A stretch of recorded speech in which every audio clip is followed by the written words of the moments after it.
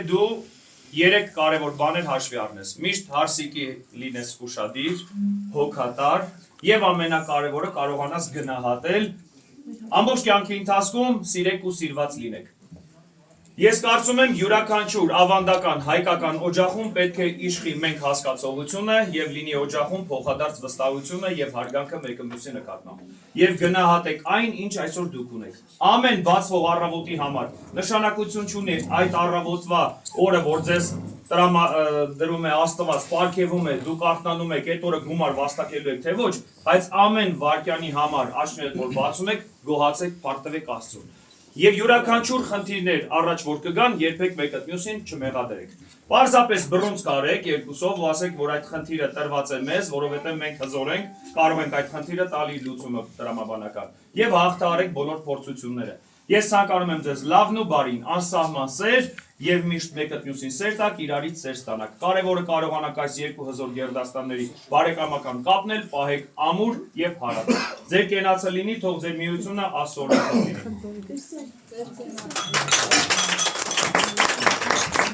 Հիմա եկեք ընտրենք հնարավորություն մեր սիրված երգիչը, մեր գործընկեր Կարենը, թող իր գեղեցիկ տաղանդով ձայնով ուրախացնի մեզ, համեցեք Կարեն ջան։